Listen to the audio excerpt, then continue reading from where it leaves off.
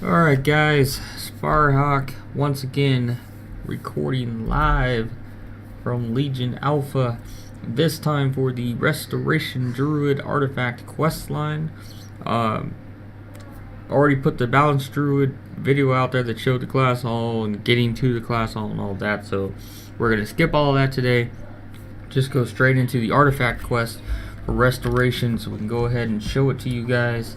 Afterwards, because I've already come this far, we'll go over talents and all that stuff afterwards, and the same for the artifact traits, along with anything else we want to talk about today. So first, we told him what weapon we were going after, and this time we're gonna go find Myloon. If you don't know who she is, you should definitely check her out. The history of WoW. Cool cat, that girl. One cool cat. We can find her once again with all her little animal friends. We've got, let's see, bunnies, squirrels, little deer, all just chilling. And uh-oh, Myloon is crying. This is not good. The always happy and delightful Myloon is crying. Go ahead and read the box if you want. Read the chat box when they characters speak to each other.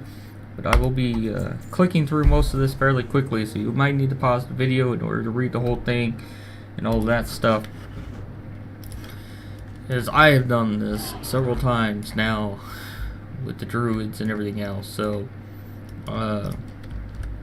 this one right here, this is one of your new HOTS characters that the Heroes of the Storm team made up. So now World of Warcraft has decided to add her into the game. If you haven't played Heroes of the Storm, I definitely recommend checking that out as well. It can be quite entertaining. Run up to this guy to try and get his blessing so that we can go into the Emerald Dream safe and sound, because our weapon that we want is corrupted. It's not doing so well. We need to go in there, find it, and fix it. And of course, we need some special moon water.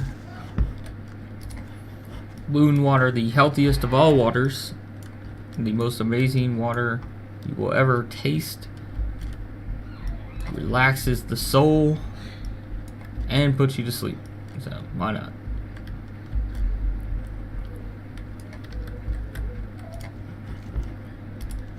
Back to little Myloon. She's a little happier now, so that's good. We're gonna go fall asleep.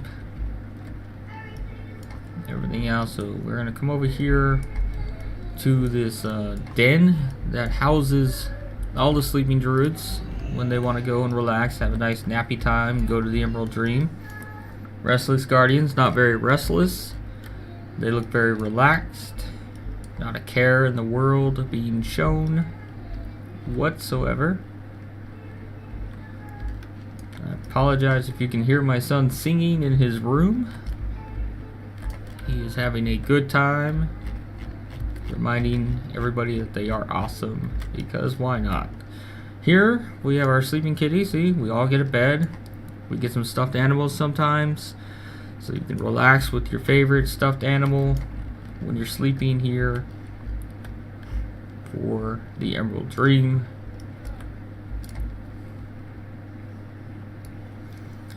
More bedrooms, more guardians. We got a tanner.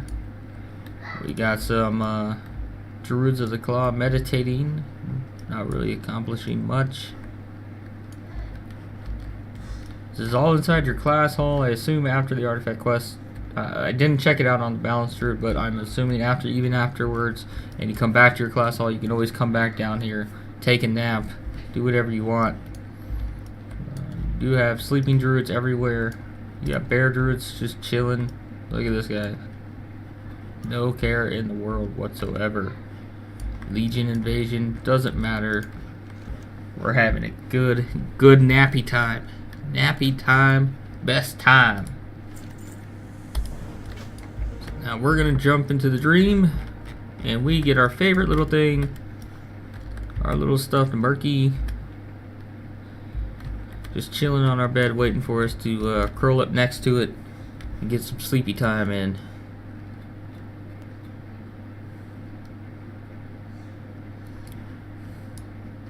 Alright, there we go.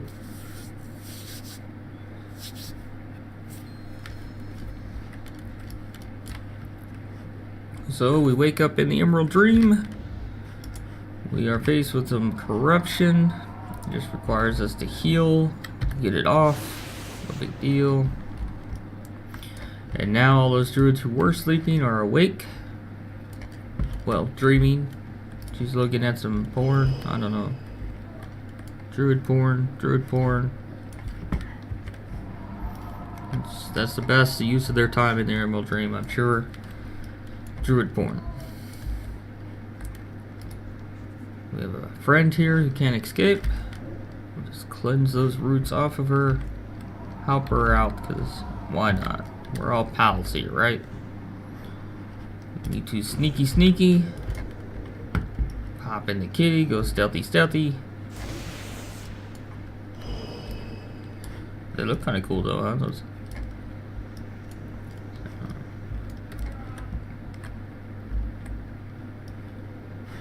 So, anyway, we come over here, we got some roots, we can't get out, oh no. But while stealth, she's able to cast, so there you go. NPCs, lots of power to them, they can cast while in stealth. Don't know where our sleeping kitty friend went. Hopefully, he did not get killed by these red oozes of doom.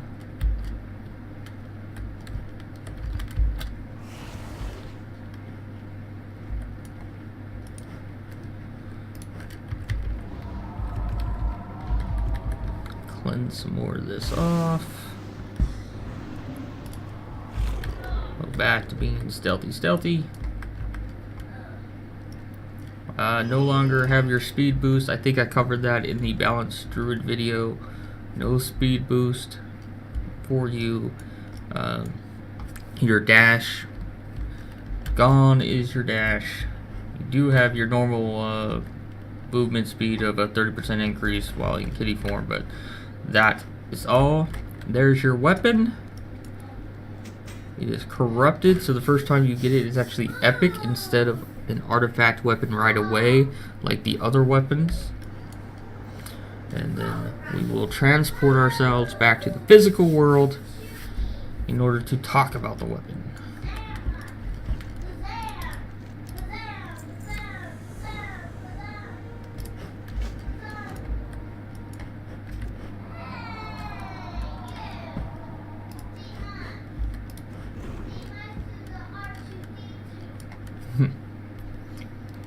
So again, it's a nice little place down here.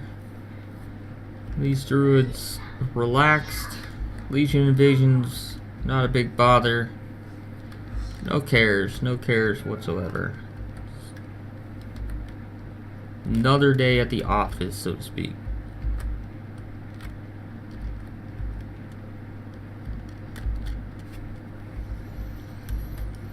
Now, as I've said before, I believe the Resto quest was bugged for quite a while. It's not bugged anymore. They did in fact buff the damage that goes out during the quest. I shouldn't say it's not completely bug free, but the last time I was here I was able to actually finish it. So we're going to film it this time and make sure that we can still finish it. But it still had a couple of bugs to it, but nothing we couldn't get through and actually acquire our weapon in the process. Instead of what was happening was us not being able to finish it whatsoever once we gave our weapon back to the person to cleanse it. So right now we're wearing it, we have it. We're going to go to a place where we can hopefully cleanse it and take it from there.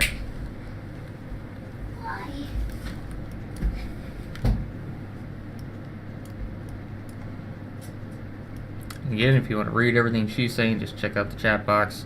Otherwise, spoilers, do not read the chat box. Just like in the balance video, you'll be able to come back to those areas, travel back and forth through the portals, and do all that stuff. This particular portal takes us to Mount Hyjal, which has been destroyed quite a bit here. But thank the earth that we are here once again, the saviors of our Druid peoples. Go team, go. We'll go ahead and give them some help.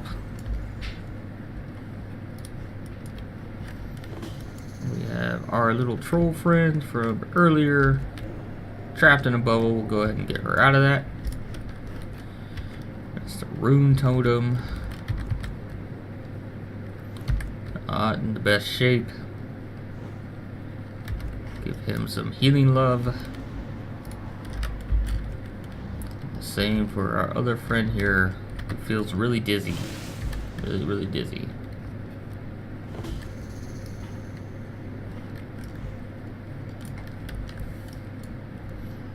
Alright, she's ready to begin the ritual. In order to prepare this little splash of water to cleanse our weapon. Where the rest of the water went, I don't know. Maybe that's all there ever was. But, while she's doing that, of course, we have to defend her. Just going to prepare the water for the cleansing.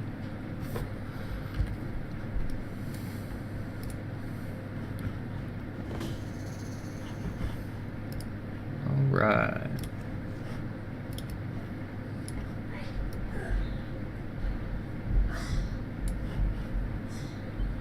So the portal suddenly activates yet again. Obviously, they stopped the first little invasion here to Hyjal. There was quite a bit of devastation. But this time, Destromath himself comes.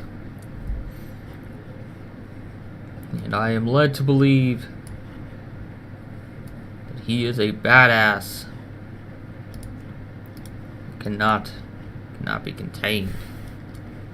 So as you can see, she's casting. Basically, this whole part is just a way for her to finish doing the ritual of cleansing. You have a tank druid. You have a kitty druid. And of course, a balanced druid. Combining their strengths to finish this guy off. By finish him off, I mean we will do absolutely no damage to him whatsoever, and just pray that she finishes this quest before we all die a bloody and horrible death.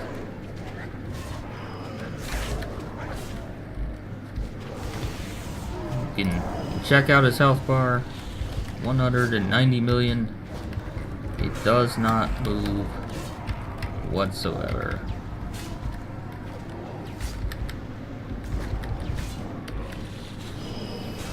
See over here in our focus, she's still channeling her little butt off.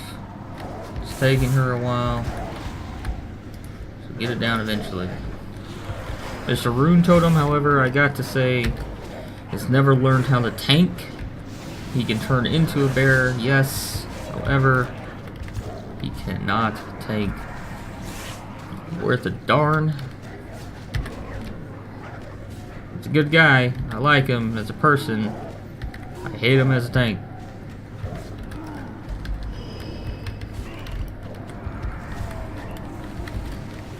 He constantly lets these other ads attack you as the healer does not pick up aggro on them. He relies on the cat and the bonekin to DPS them down for him before you die a bloody and gruesome death.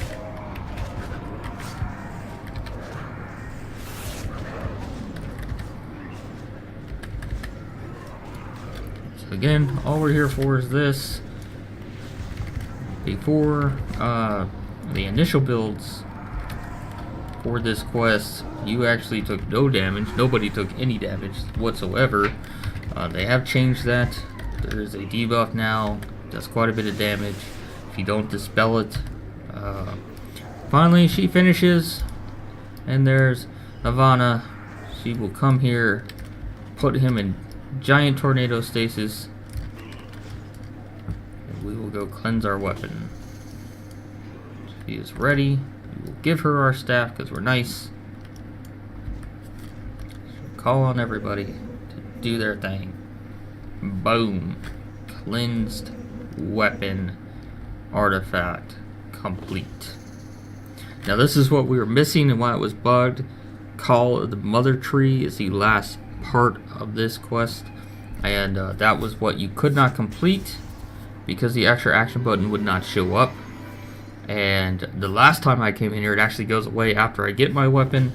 However, because it is keybound, I'm still able to cast it, which I am right now as well. So make sure you bind your extra action button if you have not keybound that button for whatever reason you have never bothered to keybind it. Make sure it's keybound just in case something like this happens again on live, but I'm pretty sure they'll have that fixed beforehand. But you call in Wisp do their wispy things and blow him up when we couldn't even put a scratch on him. So that's it. That is your entire weapon quest. Very short and sweet. It's not as long as like the balance one. You went out to Duskwood, and then from Duskwood you went to Kara, and in other places. This one very simple. You just go in and out, right there. And now I gotta remember which portal is the one that takes us back to where we actually want to go. Oh, joy.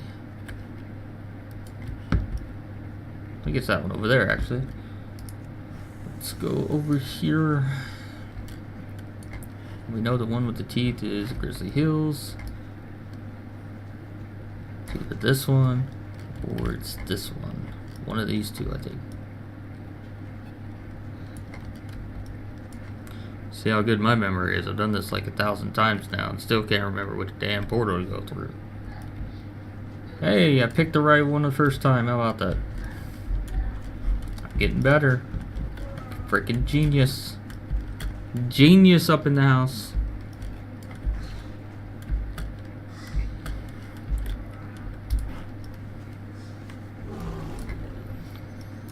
Alright, kind of the same thing as the balanced druid, except in this case you're actually going to get 2 titles, not 1. First, you're going to get this one. You are now the guardian of your weapon. She has decided to give up her post because she failed so miserably in protecting the weapon, and it fell to corruption anyway. So you are now the guardian, a Gnar.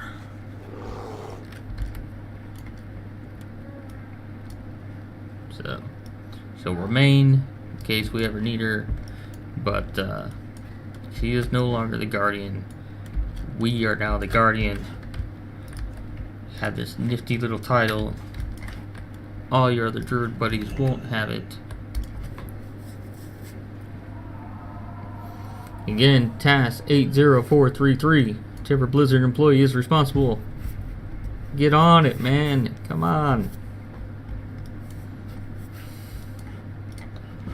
You plant your seed the same as before, so that you can play with your artifact weapon. Again, your passive for the artifact weapon is casting a helpful spell has a chance to sprout a patch of flowers at the target location that heals a nearby targets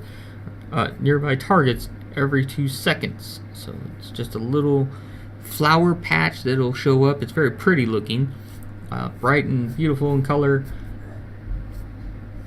That's all it does. Just a little bit of extra healing for free on top of all your extra healing. Your first active ability from your weapon, which will unlock the rest of your traits obviously, is the Essence. 1.5 minute cooldown. It releases the natural powers within Gnar, however you say the damn name, to increase all healing done to allies within 8 yards by 10% for 8 seconds. So just show you what it looks like.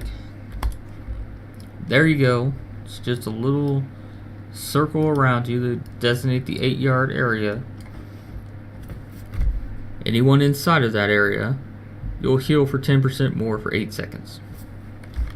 So that's the first ability that your weapon will give you. We're gonna ignore the part about talking to Malfurion right now because we already know from the balance video what happens there. You become the Archdruid of the Cenarian Circle. Congratulations. Everybody loves you. You're the most amazing druid to ever walk the face of Azeroth. Most amazing Resto druid anyway. So there's your weapon. Go through appearances first. You got your purple. You got your teal, sea breeze, whatever color you want to call that. Gold, yellow, amber. Again, you have the elder tree. Pretty fancy. Fancy. Color variations real quick. Alright. The Crystalline Awakening. Nice little crystal formations.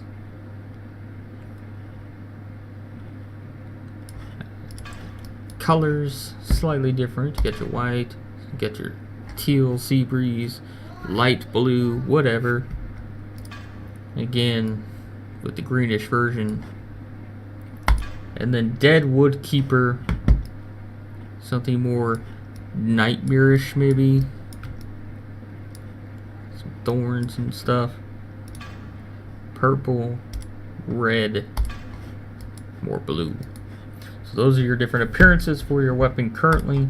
And then these are your current traits available to you as you're leveling up your artifact. So first, Infusion of Nature reduces the mana cost of wild growth by 5%, and obviously go to 15% by the time you rank it out.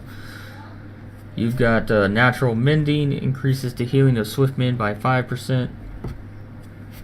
Grove Walker increases the healing of your healing over time spells by 3%.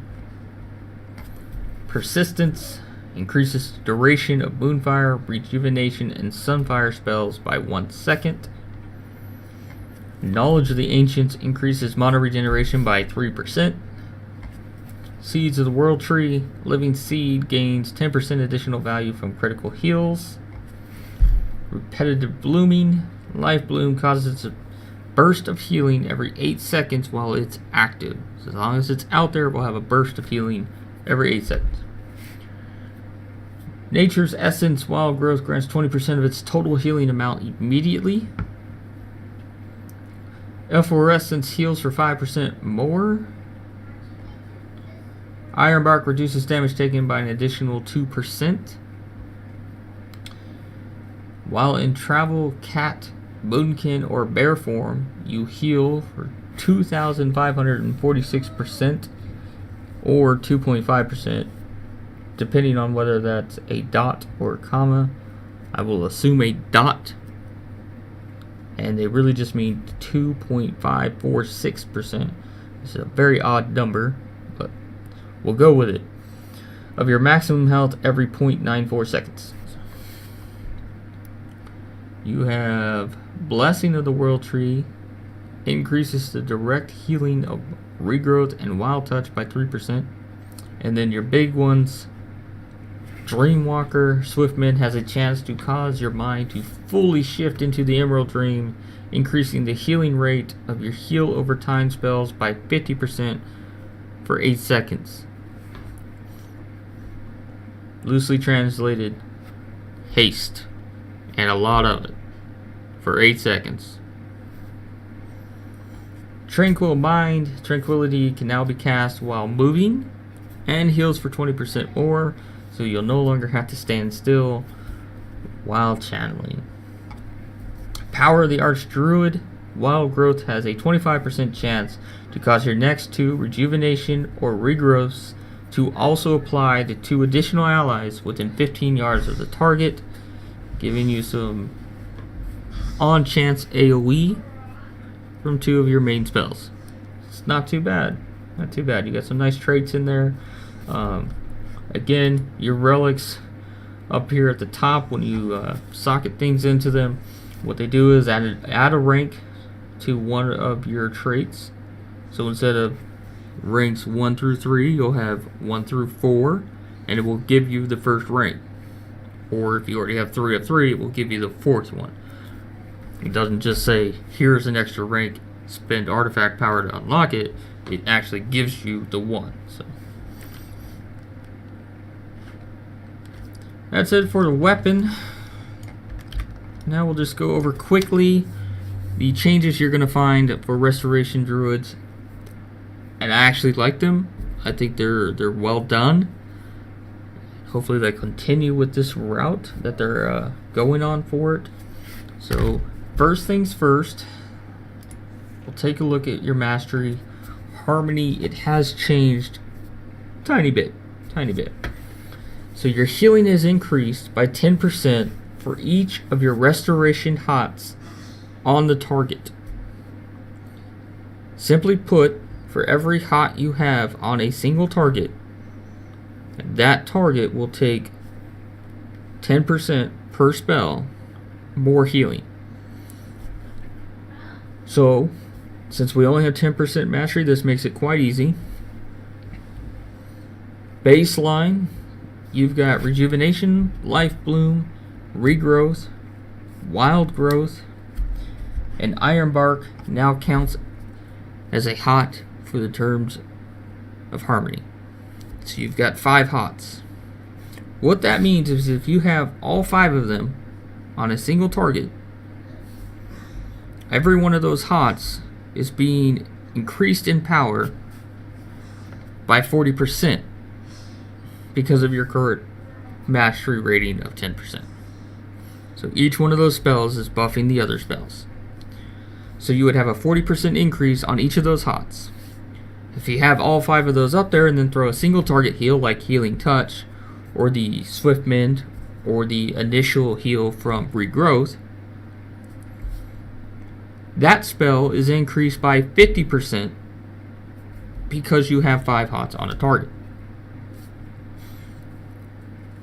It's a much better mastery, it's a much better feel for the class than the initial Harmony, where you have to cast a hot, which will buff your next single target, or cast a single target to buff a hot. This is very fluid. It happens on the fly, meaning as soon as you put a rejuve up, the first tick, not empowered because it's the only one on there, but you hit a Life Bloom, and so on and so forth. So it happens dynamically every time a hot goes up or every time a hot falls off. And the same for the single target heals and everything else. So it all happens very fluidly, and you have a lot of utility and a lot of extra hots you can get. And I believe, and I'll correct myself later in testing, that you could have 8 to 9 hots on a single target should you be able to get every single one of them to proc at the same time. Because some of them are procs. Some of them are ones that you can cast, and then some of them will be procs. So let's take a look at everything just from your talent standpoint. Again, I took some random ones for the quest line, not the ones that I'll necessarily use all the time or anything like that. So don't look at it as if that's what I've chosen to use and they're the best ones. I have not decided on any of that yet. And in fact, there is no reagent cost anyway, so you're going to be picking talents based on a per fight basis and changing them all the time. The biggest thing I want you to realize with the Restoration Druid is the talents combined with your mastery provide the most flexibility in healing style, most continuity between what works and what doesn't work, synergy between talents working really well together, and by far makes the Resto Druid talent trees the best right now. There's nothing that feels clunky, there's nothing that feels out of place. all the buffs to either a heal or a changing of a heal or adding to a heal all works really well together, and that's the biggest takeaway so far with the changes for Restoration Druid. So getting right into it, top row, passive, Swiftman now has 2 charges. Swiftman still does an instant heal for 48,495. It costs 3,200 mana, has a 30-second recharge. If you have, of course, the 2 charges, those 30 seconds are independent of each other. It no longer requires a rejuve on the target to use Swiftman. It is now its own heal. Just an instant, big ass, here you go. You needed some health or you were about to die. No longer required to throw rejuve on first and then cause the heal or anything like that. Cenarian Ward still does the same thing. It will protect a friendly target for 30 seconds. Any damage taken will consume the ward and heal the target for 60,957 over 6 seconds. It is considered a hot. So there's one of your first extra hots that you could have. If you wanted it, you've got it. Now you've got another hot. It already heals for quite a bit, and it would be empowered by your mastery for any other hot that you have up. Germination is up at the top. You can apply 2 rejuvenations to the same target. So that second germination is, of course, its own hot, which means if you throw 2 rejuvenations on the same target, they're automatically buffing each other by the 10% right now. So the rejuve buffs the germination by 10%, the germination buffs the rejuve by 10%. Win-win. Second tier, renewal is there, 2-minute cooldown, 30% of your max health. It's usable in all forms, so whatever affinity you end up taking, you'll be able to use that in any of those forms. Displacer Beast does the same thing as Live, just teleports you a little forward, gives you some movement speed for 4 seconds. While Charge does the same thing as it used to, no changes there. The affinity row, all Druids now have it. It's all on the same row. Balance is what I took here just to get through the initial opening quest line. The passive, increase the range of all your spells by 5 yards, means all your heals are now 45-yard heals instead of 40-yard heals. Gives you a little bit of extra distance that other healers won't quite have to reach your target. You have your Feral affinity, which will increase your movement speed by 15%, and your Guardian affinity, reduce all damage taken by 10%. Most people are likely to take the balance one. You can shift in and out. Oh, I want a DPS. Get all your balance spells. Pew pew. Full on Moonkin form. Look badass. Pop out. Do some healing. Pop back in. Be a badass. Pop back out. So on and so forth. You got it made. But if you like kitties, you can be a kitty. If you like being a bear, be a bear. It all works. Your level 60 tier, Typhoon, Mass Entanglement, Mighty Bash, all there, all do the same thing. No big deal. 75 tier, Soul of the Forest. When you Swiftman, you gain Soul of the Forest. Soul of the Forest increases the healing of your next regrowth or rejuvenation by 200%, or increases the healing of your next wild growth by 75%. Works really well with your Swiftman having 2 charges. You can Swiftman to wild growth so that you got your 75% AoE extra going on. You can Swiftman yet again right away. If somebody's dropping, get a 200% increase on a regrowth on them, or a 200% rejuve on them. Again, then your mastery comes in as well and buffs that heal by another 50%. If you've got other heals going on that person, just works perfectly. Everything you do here is going to work perfectly with your mastery. You cannot go wrong right now in this talent tree. Incarnation, pretty much the same thing as Live.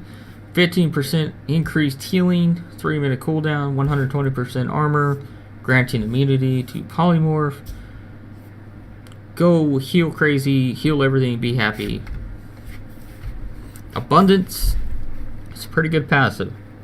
For each rejuvenation you have active, the cast time of healing touch is reduced by 5%, and the critical effect chance of regrowth is increased by 5%. Now regrowth,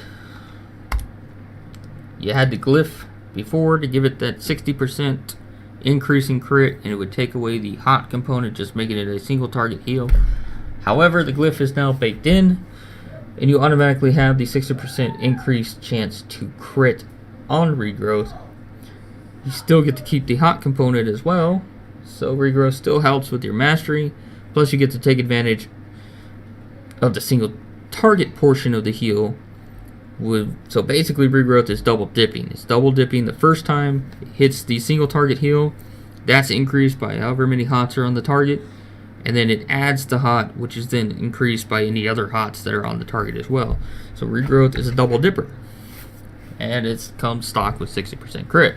So with abundance, you got rejuves flowing on the raid everywhere. You're going crazy. I'm pretty much always going to use that for a regrowth, because that regrowth is pretty much going to crit every single time you cast it now. And since it can double dip, why not, right? So, again, works really well with everything else you've got going on up here. So, cultivation, another passive, and yet another hot. This hot procs whenever Rejuve heals a target that is below 50% health. It divides cultivation on the target, providing them with another 6-second hot. It's just damn beautiful, isn't it? Now I'm going to obviously test this with germination. And off the top of my head, it already does, but I'll double check and make sure later on. But right now, off the top of my head, from playing around earlier, cultivation does proc off the germination rejuve. Even though it's called germination when it's on the target, it still acts like rejuve, and it is procced for cultivation if the target is below 50%. So it doesn't have to actually be just the standard rejuve. It can be the germination form of rejuve as well. So you got lots of hots. Hots everywhere. Freaking beautiful. Inner Peace, if you wanted to take a non-hot, reduces the cooldown of Trank by 60 seconds. No, that was the spell I forgot to put on my bar. I knew I was missing something. So Trank, 3-minute cooldown. Naturally, this would make it a 2-minute cooldown. You'll notice there's a slight difference in Tranquility. The regular Tranquility works just like it always has in a raid. However, it's now increased by 100% when you're not in a raid. So that means five-man dungeons, out questing with a group of 2 or 3, whatever. Your Tranquility would now be 100% stronger in those scenarios, to make up for the fact that a lot of times in live over the years you'd pop Tranquility because the raid or the party was going down in a 5-man, but the heal itself from Tranquility wasn't enough to keep a tank alive, only the rest of the party. So while you were channeling, your tank died because Trank isn't quite enough to keep a tank up. So now they've buffed it in those scenarios so that when you pop it in a 5-man, it should keep your tank alive while it's also healing the rest of the party to bring the party back up to speed. So a nice little quality of life change. It's a very small change, but it is much appreciated and works really well. Spring Blossoms, the last one on the 90 tier. Each target healed by your efflorescence is healed for an additional 5,000 over 8 seconds. All that means is efflorescence, which we know and love from our mushroom, is now no longer called wild mushroom or any of that crap. It's just what it actually does, the efflorescence. You still sprout a mushroom there. It does not put the green circle. It just shows the mushroom. Does the same thing it did before. Heals, this time up to 3 injured allies within 10 yards every 1.87 seconds for 30 seconds. So it's going to last 30 seconds. 3 people need some healing. It's going to heal those 3 people and move on, pick some new people, or heal the same person. They're the ones still below on health.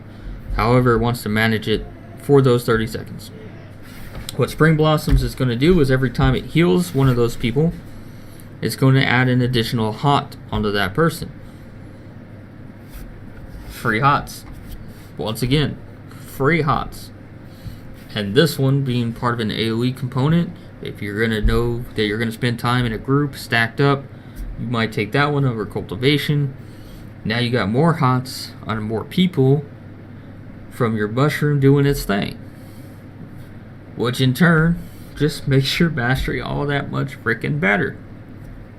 You cannot go wrong here at all. There's nothing bad right now that I can see on these talents. There's nothing. Your 100 tier moment of clarity, ignore the maximum energy part. It means absolutely nothing.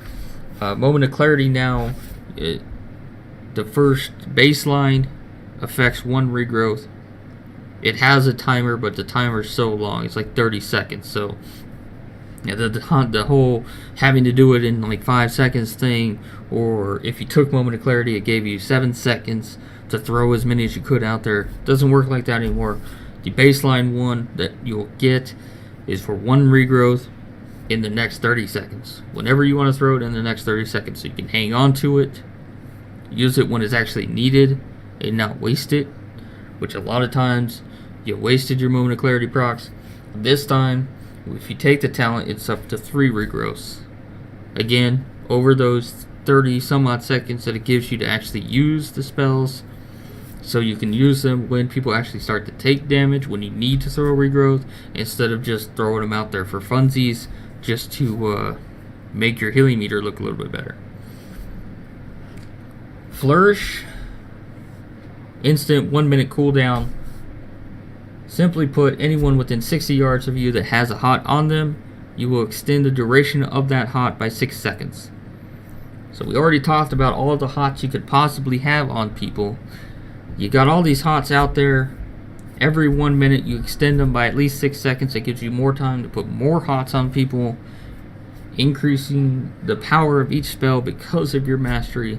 Yet again, either one of those, you can't really go wrong. It just depends on what you're looking for. You know, say your primary going to be tank healing or something. Maybe you take moment of clarity for the extra rejuves or regrowths during heavy tank damage or something like that. Flourish if you know you're raid healing a lot, but everybody's going to be close enough within those 60 yards, and you just want to keep hots flowing. Keep them flowing because they're basically buffing each other. Keep them flowing. Stone Bark changes your Iron Bark by reducing the cooldown by 30 seconds, making Iron Bark a 1 minute cooldown. And it also increases healing from your heal over time effects by 20%. So I'll go back to the simple math. If you have 5 hots up, each one of those hots is being increased by 40%. You put Iron Bark on them, or Iron Bark is one of those 5. Instead of being increased by 40%, which is what they would be, Iron Bark will now double dip by making them 40%, but then adding another 20% onto that, which makes them a 60% stronger hot while Iron Bark is on that person. Works perfectly with your mastery. I don't know what you can say. You know, unless they undertune your hots extremely badly, or you just don't watch your hots very well, or don't like hots in general, there's nothing wrong with any of these talents that I can see right out the gate. And you can, you know, I've watched their effectiveness. It's very dynamic. As soon as you pop one on, you'll see like the initial rejuve maybe heals for 3k. Then you put that life bloom up there, it goes to 3200. Then you put that regrowth on, and now it's up to 3500. You know, it's dynamically getting stronger with each tick because you're putting other hots on there. You've got the best combination of talents right now of any single spec in the game. And you've got plenty of options, and they all work really, really well together. You could take the double Swiftman with Soul of the Forest to empower 2 spells at once of 2 different types, or save it for double Wild Growths for during AoE areas. I don't know. You've got abundance. Make your regrowths even stronger. If you need to be a tank healer, you can take abundance, with the crit chance. Keep your rejuves on everybody else in order to keep the crit chance on regrowth high to help your tank out. Maybe you take cultivation in that case too, just in case the tank drops below 50%. Cultivation automatically procs, puts that on there. You take Cenarian Ward or Germination. Cultivation can proc twice, Germination and Rejuve. Or Cenarian Ward comes in there, counts as a hot, increases the power of your Rejuve. When you do have to, you can take Moment of Clarity. When you do have to use that regrowth, you're damn near guaranteed to crit. And then you leave another hot behind because of the regrowth. You pretty much do this on both tanks at the same time. And make yourself one hell of a badass tank healer. Or you can take the Stone Bark, so you have a faster Iron Bark. You can use it every 1 minute. And you increase whatever hots are on that person. So if you're tank healing again, you're going to pop it on the tank during a period of heavy damage. You're rolling your hots on that tank anyway, probably with Light Bloom, Rejuvenation. Maybe you've got Germination on there as well. Cultivation proc. Now you got Stone Bark going on to increase those by yet another 20%, plus the fact they were increasing each other anyway. There's nothing in here that you can go wrong on. Per fight, you're just going to have to look at it, decide, do I want to be the raid healer? How many hots am I going to be able to get out at once? Are we going to be stacked, not stacked, all spread out? And then figure out which ones work the best for that. But in all honesty, you could probably set it and forget it and work on every fight, just because of how fluid your mastery works with these talents. So, bravo Blizzard, so far. Again, I'll get into testing later, but I mean, just from reading and watching the combat log, especially the new combat log. By the way, combat log changed, much more information.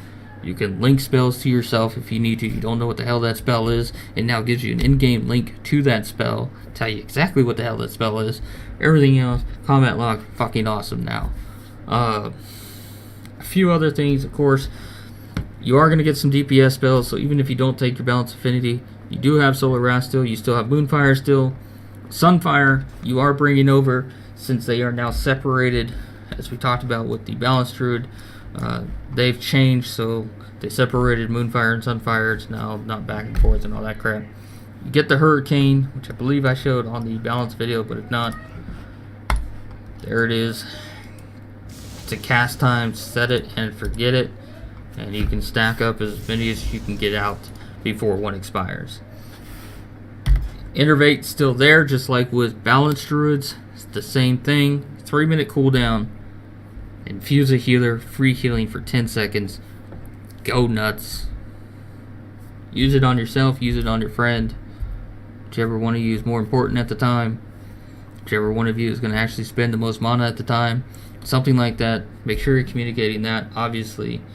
And your artifact traits look pretty good. They increase everything you need increased.